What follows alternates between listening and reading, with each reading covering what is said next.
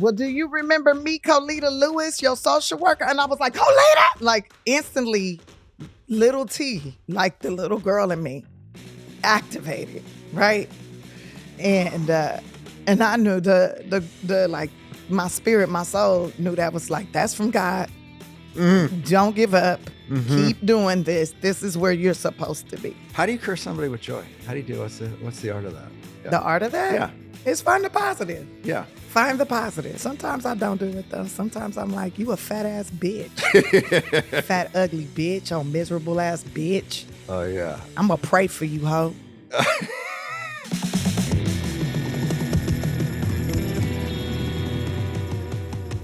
Welcome back to the Seano Show. I'm your host, Seano McFarlane, and we're closing out the year with an extraordinary human being. Emmy winner, Grammy winner. Not only is she the fucking funniest comedian in America, she's also the most hardworking comedian, actress, business owner, author, change agent, bee farmer, fucking badass. She's also a very dear friend and one of the kindest souls I've ever met. Welcome, Tiffany. Thank you, Seano. In your holiday spirit here, you're looking good, sister. Thank you. Yeah. Thank you. So, you're the first guest we've had back on the show. Oh, really? Yeah, first one. Rerun. So before we get into all the amazing things you've been doing, a lot of listeners texted me and wanted to know if we actually did the Sand Sprint Challenge. Yes, you won. Well, you let me win because you're really fast. No, you won. Okay. I don't know. I don't think so. Come on. I think I've been You got active. a tour, you got a books, you got movies, TV shows, you got merchandise. I mean, you got always stuff cooking. I'm always cooking. You're I'm always a chef. cooking. Huh? I'm a chef. Yes, I'm you always are. cooking. Yeah, you're always cooking us some good stuff. I want to talk about that show on Peacock. How did that come about? Tiffany Haddish Goes Off. Yes. It's on Peacock streaming now. And that came off. I was talking with one of my friends, Black, and he was like, yo, I want to introduce you to this production company. He introduced me to this production company. And turns out my girl Chandrella was working there. And Chandrella, we were shooting ideas around and she shot like, why don't you take some of your friends, your celebrity friends on a vacation, like a girls trip, a real one. And I was like, I don't want to take my celebrity friends. I would want to take my real friends. Like the people like that I love to travel with, that I don't get to travel with, I would love that. And that's what we ended up doing. We pitched it around town and Peacock bought it. And I think Peacock was a little bit upset for a second because we were not about sex, drugs, and violence. That's not how I really get down. Yeah. And I will get down with the violence if I need to. You know what I'm saying? And I'll get down with some sex too if it's an opportunity, if it makes sense. It was more of a spiritual journey. It was us learning Africa, learning about the different countries and how people live and just experiencing what the land has to offer. It was very powerful. And did you go to Shark Tank?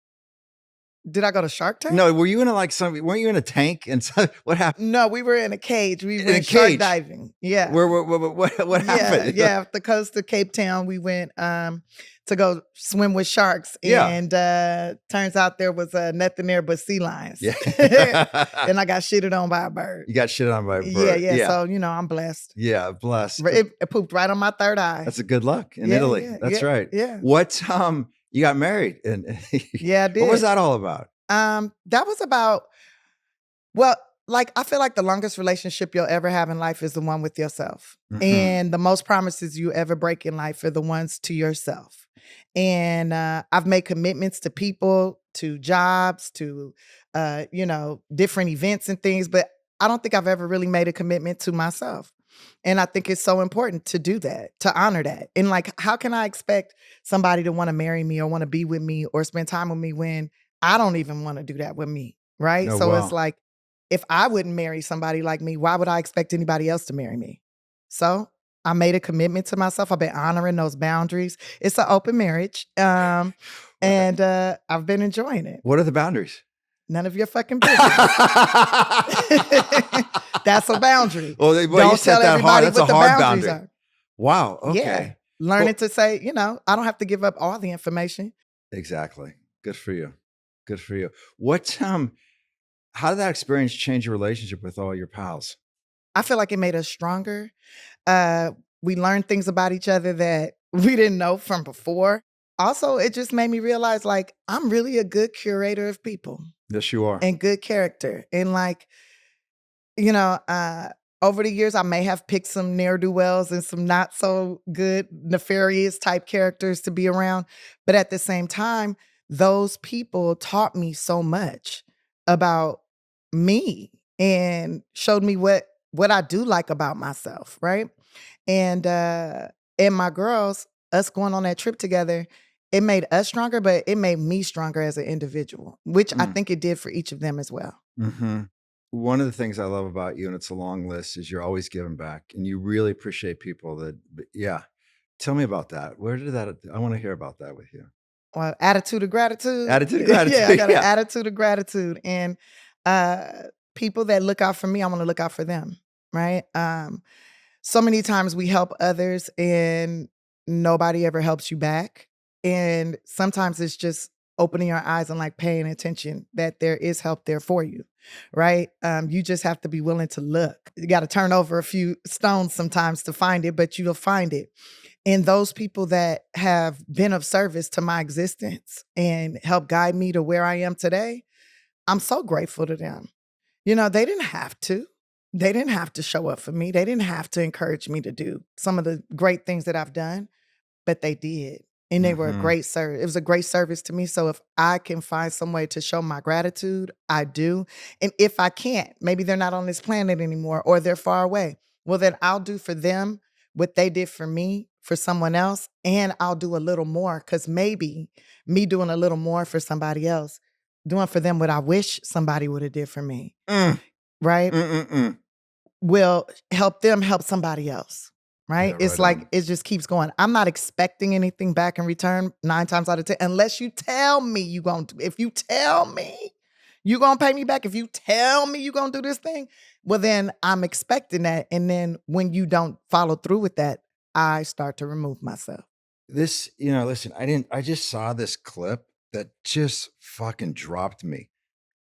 Am I saying her name right? Coletta Lewis? Colita. Colita Lewis? Yeah, Colita Lewis. Walk the audience through that. That was a powerful moment. My God. Yeah, so what's crazy is right before that show, I was feeling like, guess I was feeling burnout or just like, I don't want to do this anymore. I felt like this would be my last comedy show.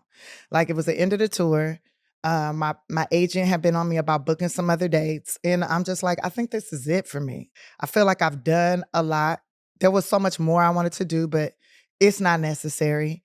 And I just don't want to do it no more. I just don't feel like it, right? And I prayed to God, and I was really in my feelings because I felt like I was kind of giving up a little bit on Little T. That's the little girl in Little me. T. Yeah, we love Little T. Yeah, I love Little T too. But I was feeling like, oh man, am I giving up on Little T's dreams? But Big T is burnt. Big T is not feeling like this is where I need to be anymore. I prayed to God to give me a sign that I'm making the right decision of stepping away from comedy. Give me a sign that, if I should stay, show me in a big way that I should keep doing this. But if I shouldn't, keep it simple, God, and I will gracefully bow out and focus my energy on other things. There's other things that I'm assigned to do, and maybe this is something I need to back off of, and I want to kind of back off. So I prayed for that, and then I'm on stage telling my jokes. Everybody's laughing. And the whole time I'm thinking, who, this is it. This is the last time. I'm done. I'm done. I'm so done. I'm over this. Like, I'm not even feeling this like that. And out of nowhere, I'm like finishing up a punchline on a joke. And out of nowhere, I hear, well, do you remember me, Colita Lewis, your social worker? And I was like, Colita? Like instantly, Little T, like the little girl in me, activated, right? And I knew the like my spirit, my soul knew that was like, that's from God. Don't give up. Keep doing this. This is where you're supposed to be. This is what you're supposed to be doing. You're in the right place. Because Colita was my social worker. She was I feel like one of the first people outside of my family to believe in me. And she was the one that got me in that comedy camp at the Laugh Factory. She encouraged me all the time. She showed up to my show at the Laugh Factory. she was like encouraging me to get up on stage as much as possible. She was always like a cheerleader, you know? Mhm. But she's like a cheerleader warden. But but she really pushed me in the right direction, and she believed in me, and I didn't think it was fake, right? It wasn't fake belief, and it put me where I am today. And she resigned and just went away, and I'm like, why? Like, I felt like, did I do something wrong? Why did she go away? She didn't even say like I'm resigning or I'm this. Like she was just gone. And then, she showed up, she drove from, and this is how I know God is so real. She drove from Georgia. She lives in Georgia. Drove from Georgia all the way to Alabama. That's where that show was, in Wow. Alabama. She drove all the way up there. And she came to the show, bought a ticket, didn't try to like reach out or nothing, and showed up and like showed out and drove back to Georgia that night. And I'm just like, wow, like God be sending these messengers. Whew. People show up and they keep me inspired, keep me going. That's beautiful. That's a beautiful. People watch that clip. It's so beautiful. What a special human being. And I'm so grateful God put her in my life when I was 12. And I'm glad that he dropped her back in at 21 for the 25th year. Yeah. Yeah. In 12 step, we said she loved you until you could love yourself. Yeah. Did she give you just either the Laugh Factory camp or you need to get some mental help? That was her. That was it, right? That was her, yeah. Wow. Wow. And now I'm working at the Laugh Factory and I get mental help. Well, I want to just share this. You were kind enough to let me be your guest at the SNL 50th anniversary, which was one of the best days of my life. And I'm sitting next to with Steve Martin, Chevy Chase, Beck, Elvis Costello, but the thing that was really extraordinary is watching everyone make a beeline to you. They're making a beeline to me? Yeah, you're so humble. No. I watched Jerry Seinfeld interview and see you and head over. I watched, and then we went to the after party, and you just sat down. Everyone's just coming up. You just know how to hold court. I think you understand the law of attraction. I don't know if What's that about? I don't know if I understand the law of attraction, or if when I was married and my ex-husband saying, you ain't got to be a social butterfly. Just sit in one place. Everybody will come to you. And sometimes I hear that voice in the back of my head. And I'm like, yeah, let me just be still. Wow. Especially when I'm wearing stilts. Yeah. Because I was in stilts that night. So I'm not about to be running around saying hi. But you attract, you believe in that though. I believe I'm a magnet. For sure. I'm a generator. Yeah, straight up. I generate awesome energy. I'm an energy producer. The Big energy time. that I put out is really great and infectious and delicious and good for the environment. So who wouldn't want to get a little hit of that? Yeah, that's powerful. That's some good stuff. What is there going to be a girls' trip too? Yes. For sure. Yeah, I got the script the other day. Wow. Yeah. Wow. Tell me about the book. Which we got. The book, I Curse You with Joy, it's right there. I wrote that. It's almost been it's been out for a year and a half. The paperback is coming out. It's basically, I call it I Curse You with Joy because so many people say so many negative things, especially on the internet. Always have something negative to say, I guess to be provocative or whatever, but your words are powerful. And how you use them is like casting a spell. And if I'm going to curse people with my ideas, I'm going to curse them with joy. Oh, beautiful. So that is a book to help invoke some joy. There is some hard stuff in there. There are some things like, why would you write about this? But I promise you it's going to lead you to joy. You always got to go through some crap, some trauma before you get to the joy. How do you curse somebody with joy? How do you do? What's the art of that? Yeah. The art of that? Yeah. It's find the positive. Yeah. Find the positive. Yeah, right on. Mm-hmm. Okay. Sometimes I don't do it though. Sometimes I'm like, you a fat ass bitch. Fat, ugly bitch, oh miserable ass bitch. Oh yeah. I'm gonna pray for you, ho. Like you said, I do a lot. So wherever I can get the rest, I'm gonna get it. All right, let me ask you this. When are you your happiest? I'm happiest. Oh man, when am I happiest? It's a lot of times I'm pretty happy. I think I'm happiest when I'm with my spouse, myself. and I'm doing cool things for me. Like things I really enjoy: sewing, gardening, messing with the bees, dancing, uh, practicing crochet shit. I've been back on my crochet. I done made me some lingerie and all that. Sewing, like just creating. Like Yeah. I think cooking. Oh my Yeah. God. I'm like dancing and singing and all that. Like I made this thing last night, this chicken baked rice thing, and I was like singing and dancing the whole time while I'm making it. It tasted so fucking good too. I think however you feeling when you making the food, that's what's going, that's the Amen. energy that's going into it. And you could taste it. Mm-hmm. And so, yeah, I try to always cook in a good mood so that my food is delicious. Even if I forget an ingredient, it's still delicious. So I mean, you make me laugh. I was just, one of your favorite bits is the master bedroom guest. Uh-huh. Yeah. What inspired that? It's really, it's Broke really, ass motherfuckers inspired that behavior. So yeah, so you know, my grandma really inspired it. She said to think of yourself as a house, right? And every man wants to be inside your house, but you can't have all kind of men going in and out your house because that bring your property value low. So don't throw house parties and things like this. And that didn't really register to me until like I got a little older, and I'm just like, you know, especially after divorce and like dating, and I started noticing like I was picking up the wrong kind of guys that didn't have their own home, or guys that, you know, felt more comfortable in my space, which is fine, you know, but if you're going to be in my space, you need to contribute. And, you know, they all in my master bedroom using all my soaps and my electricity and my water, and they not contributing.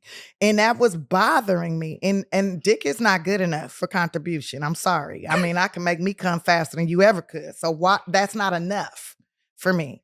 And if they're like kind of like pussyfooting around and stuff and being like insecure, then I don't even feel safe with you in my presence. But you know, men want to have like this you know, I run the household mentality when your name not even on the damn deed. Like you didn't even put nothing towards the mortgage. And so now when I'm dating and some guy's coming to my place and he want to, you know, hook your girl up, blow her back out or whatever. Yeah, we can do that in the guest bedroom on an air mattress. Yes, we can. And when you tired of being on that air mattress, you want to be in the master bedroom, do master bedroom activities. Yeah, cover that mortgage. Yeah. Fix something around here. Right. Help me in this motherfucker. Mm-hmm. You know, and if you can't do that, don't be here. Yeah. You continue to be a guest. You're a guest in the house. That's fucking beautiful. I fucking love that. And if I feel like if every woman like valued themselves like that, like thought of themselves in that way, like now I won't even talk to a guy who got a credit score under 700 because that means you're not responsible. Yeah. And you probably got a lot of mental stress going on. How I'm gonna pay this bill? How I'm gonna get that? I gotta rob Peter to pay Paul. I don't want to be with that guy. Yeah. I need somebody financially secure. Because when a man is financially secure, he's usually not necessarily all the time, but he's confident in himself. Mm-hmm. But at least on that part, right? And then I want to own a company, be a leader, have employees. Do they like working for you? How long they been working for you? Do they feel like they in a safe work environment? Do they feel like when they have an idea and they bring it to you, do they feel like you are stealing their idea and not giving them any credit? Or do you give them credit for what they bring to the table? Do you get bonuses? Do you get mental health days? Because I'm going to need those. Because men, from my experience and from what I could see, they want to lead the woman. They want to be the head of household. They want to be the master of the house. Carry yourself as such. Look at you. Wow. Right on. What's your advice to somebody who's in a shitty relationship? They want to get out. They know they need to get out, but they can't get out. Why you can't get out? Well, I don't know. Why you can't let me ask you something. Like, I talked about that in my first book. Yes, you talk about it. The Last Black Unicorn, Tiffany Haddish, The Last Black Unicorn, my first book. Fucking great book. And I was in a relationship where I felt like, dang, am I trapped? Am I never going to get out of this? Is this where I'm going to die? And then I had to be like, I could just leave. Or I could just tell him, I'm not happy in this. I don't feel like you're going to be safe or I'm going to be safe. So let's go our separate ways. Let's just be friends from a distance because I can't love you right here. This is too violent. It's not safe. you know? But if you're in a relationship and you feel like you need to get out, get the fuck out. Get the fuck out, right? Just like if you in a job and you feel like I can't work this job no more, quit. Leave. See what, and it might feel like, nah, I'm hopeless. I don't have anything anymore. But you probably have something way better waiting for you on the other side. I would hate to imagine where I would be right now if I'd never left that relationship. Because I wouldn't be right here. No, you wouldn't be here. No, that would have been interesting. I wouldn't be a New York Times bestselling author, a Grammy winner, an Emmy winner, an NAACP award winner, a BET award winner. I wouldn't be all that. No, you wouldn't be doing that. No, a philanthropist. Yeah. You know what I'm saying? You help a lot of people out. A lot. Yeah. Talk about your foundation. So I have a foundation called the She Ready Foundation. We work with mainly emancipated foster youth, but we care about all the foster youth. And it started with me giving out suitcases because I remember being in the system and being moved around from house to house and feeling like garbage because all my things were in garbage. And the day somebody gave me a suitcase was the day I felt like a person, like I was a traveler, a visitor in these people's homes, like I'm on an adventure, as opposed to being garbage moved around. And once I got that suitcase, I think even the way I carried myself started to change, right? And I told myself, if I ever get any power, I'm gonna try to make sure I do the same thing for somebody else that was like me. So I got a little power after Girls Trip. And even before Girls Trip, when I was working at the airlines, I used to work at Alaska Airlines, and I worked in the baggage department. And bags that were like left and nobody claimed after 6 months, they would usually just trash it and sell the content. I would take those bags that they was trashing, go get them repaired, and then give them to some kids. And you could see their whole dynamic just shifting, like they're going to be seeing the world. They're going to do things. And that is what they're going to do. But in the interim of you being moved around with your stuff in trash bags, and I remember going to one place and it wasn't even my things in the bag. Right? Like that's like the most devastating shit in the world. Like, you know, you come home from school, you did all these nice things, you know, I cleaned up, I did this, and then like, you got to go somewhere else now. And you're like, what did I do wrong? And it's not even you. And they don't even explain that it's not you, that maybe you're a little too old now, or the courts want you to be here because they're going to move this type of child here. You don't know that. You just think, oh, I'm garbage. They don't want me. Right. And then when you show up to the new place and you open up your bag and it's none of your stuff. It's nothing that's yours. And it's like, well, what am I supposed to do with these little boy clothes? You know, like, and I did get new clothes. You got to find the positive, right? But I didn't get a lot of new clothes. I had to rerun, you know, I learned a lot through those times. And so I want to try to make sure I give to these kids what I wish somebody would have gave me. So we're not just giving out suitcases now. Now we've evolved to where we're giving life skill classes.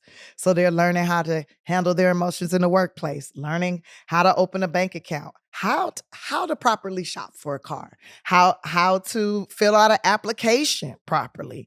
You know, the basics, how to make 3 basic meals, proper etiquette when you're out at dinner, like the things that, you know, you would hope you would pick up from your parents. But if you don't have parents, where am I supposed to learn this from? I'm just learning what side the forks is supposed to be on. And I'm 21 for the 25th year. That's right. You've had some really big successes with some of your kids in your program. Yeah. Yeah. You want to celebrate 1 or 2? Yeah. No, I'm not telling their business. Well, you've talked about it. Okay. But how about yourself? You're so humble. Let's talk about, you got some merchandising going on now. What's all this about? This is She Ready. She Ready. Collegiate type Look at that sweatshirt. That's and cool. There's a bunch of We Ready shirts and all that, but that's all I had at the house. That's it. Yeah, just some merch.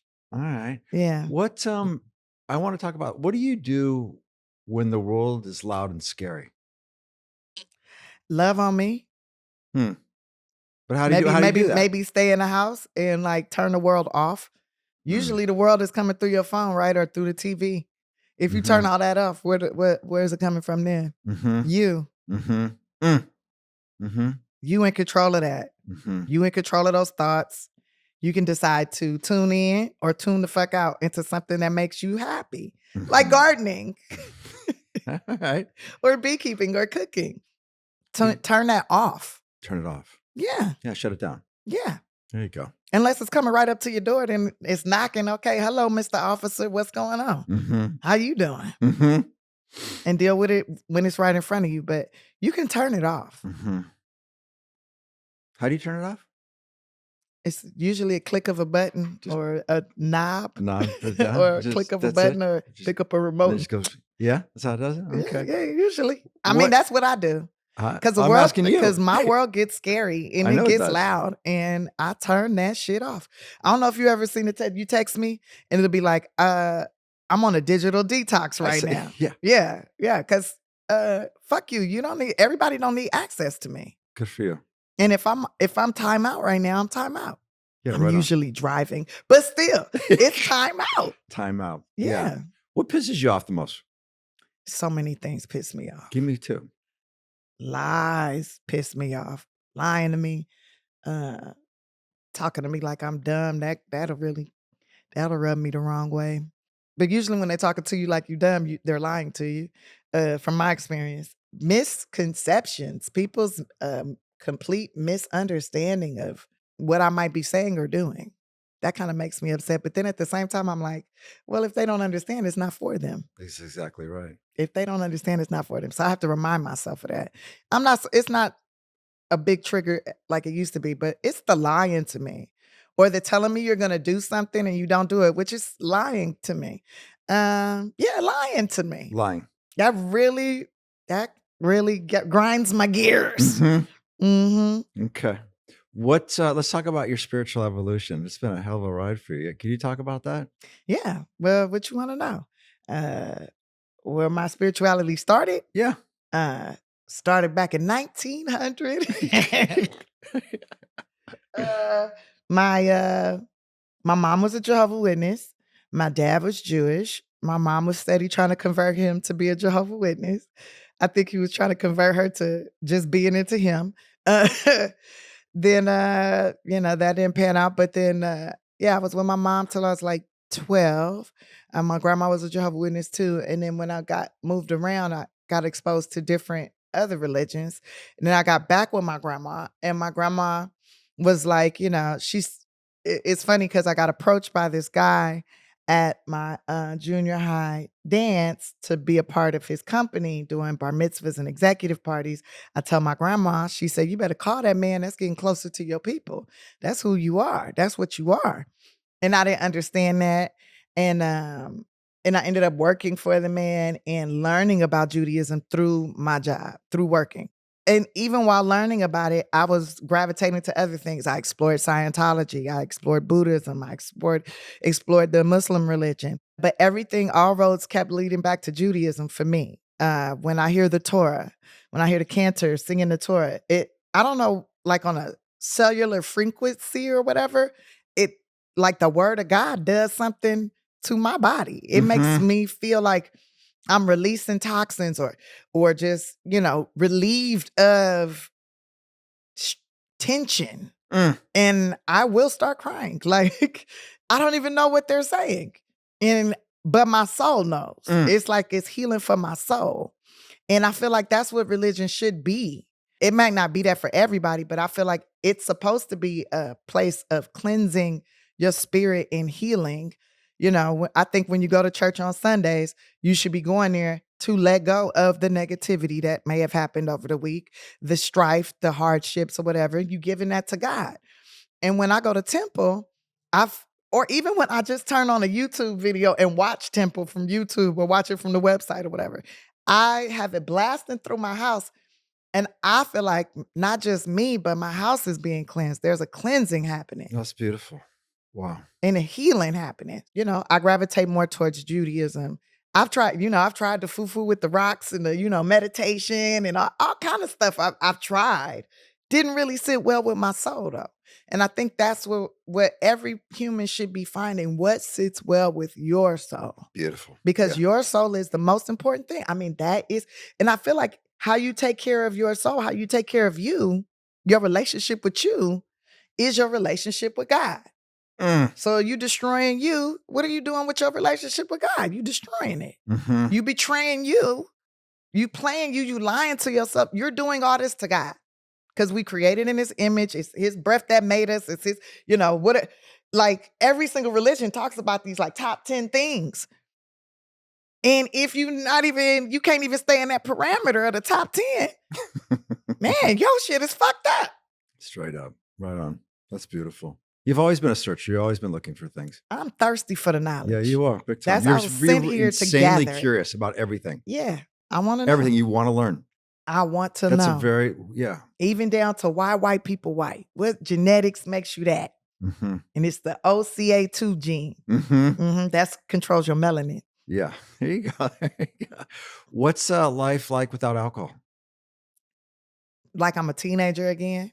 Yeah? Yeah, I'm a teenager. I can get up and do things. Now, I am older, so I might get up and do things a little slower, but it's great. I'm aware. I remember everything. I haven't woke up next to nobody ugly. Yeah, I'm telling you, when you on that alcohol, baby, you wake up next to some booger wolves. Now, what the fuck is this? My knees don't hurt no more. I've lost all this weight. I feel like, one of my goals is to be like a swimsuit model before 50 now. Okay. All right. What do you enjoy most? Being on stage, acting? Being on stage. Yeah? Yeah. I'm like, it's funny because after that show with my social worker, when Kalita showed up, right? I'm still like, I was like, well, I guess I got to do these next few shows. I guess I got to do this next thing. And I had a show at the Orpheum Theater in downtown LA. Ticket sales is low. They saying, nobody gonna come. They only sold 200 tickets. The place seats 1,900. What are we gonna do? Okay, we're gonna shut off the balcony. We're gonna this, whatever. And I'm just like, yeah, man, maybe I was right about not doing this, But I gotta be obedient, I gotta be obedient. God sent me the sign to keep going, so I'm gonna be obedient. I'm gonna keep going. And in the night of the show, I get there and it's like barely anybody in there. I'm like, oh well, I'm gonna give them the best show I can. And when I walked out on stage and I saw that theater was packed, it was packed. And they said they had all these walk-ups. They were shocked that so many people walked up and bought tickets. And like in my city, this is LA, my city, and it made me feel, I'm gonna tell you, in that instant moment, and I'm looking out into the audience and I see people I grew up with. It's like a damn reunion. It is the most fulfilling feeling in the world for me to see all these people laughing in harmony with a thought I had, with idea, and people going on this journey with me. It's so fulfilling. It feels so good. To know that like I have a voice. For so many years as a child, I didn't really have a voice. I made noise. But I don't think anybody could hear me. Or maybe I just didn't have anything to talk about then. But to walk out on that stage and to hear that roar, that those clapping, that cheering, and then to see everybody tentatively listening and laughing, where you're supposed to laugh, sometimes where you're not supposed to laugh, but to see them smiling and you could feel the energy and you could feel the joy like pumping through the room. That to me, is priceless. Yeah, good for That's you. magic. That's magic. Wow. What when you were growing up, what comedians inspired you? So many. Lucille Ball, even though she wasn't a stand-up comedian, but she was a comedian. Who else? Lenny Bruce, Richard Pryor, Bill Cosby. Separate the art from the person, and his comedic timing was very good. Robin Williams, Thea Vidal, Moms Mabley. Oh, I remember sitting in the library, Inglewood Library, and like watching videos and like listening to records, like actual albums, playing it on a thing and listening to all these different comics. Red Fox, hands down, best poet of all time next to Dolomite. I mean, him and Dolomite, but Red Fox is an amazing poet. Even though some of his poems was a little raunchy or whatever, but it was beautiful. And then once I got into comedy camp, all the comedians that I met along my journey have been beacons for me. Beacons of knowledge, beacons of support. And I'm so grateful grateful. I saw you perform in Miami, and I know you had to take like an early morning flight. You had a busy day. You had an unbelievable fucking show. Then afterwards, people are getting autographs, taking pictures with you, and you're so gracious with each individual. Yeah, that was really something. Yeah, That's who you are. Well, I treat everybody, I feel like I'm treating everybody the way I would want to be treated. I know what it's like to be a fan. Those people pay money to come and see me, and then they paid an additional money to come and meet me. And that money goes directly to the kids, right? So for me, I'm just doing like a full circle service. Yeah, right on. Allowing somebody to experience me, but at the same time in that experience, I'm healing somebody's life. And they're helping me do it. Right? Well, they thinking like, I'm gonna get my picture, I'm gonna get my whatever, I'm gonna get to hug her, I'm gonna tell her this story right quick. And for me, I'm just remembering, 19, 18, 17-year-old Tiffany excited to meet anybody that was on TV. Right? And so in my mind, I'm giving that to them. Yeah, you give them and experience. I treat them exactly the way I want to be treated. Yeah, right on.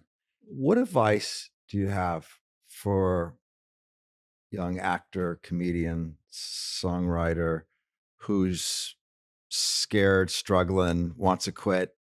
Well, I would say make sure you love it, right? Make sure whatever it is you pushing towards, make sure it's like you absolutely love it. And if you had to do it for free, you would. I always tell people, I get paid to travel. I don't get paid to tell jokes. I tell jokes for free. I do that part for free. It's the travel too that you got to, because that's the part I don't like. So that's what you're paying me for, to get there, right? And I would say to them, do one thing every day towards that goal. It might take you 10 years. I started doing stand-up in 1996. It's been 2 years since I did.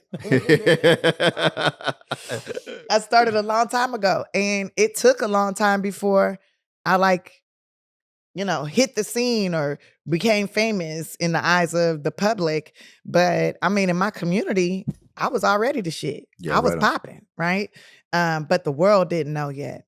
So I think never give up. If you love it, always do it.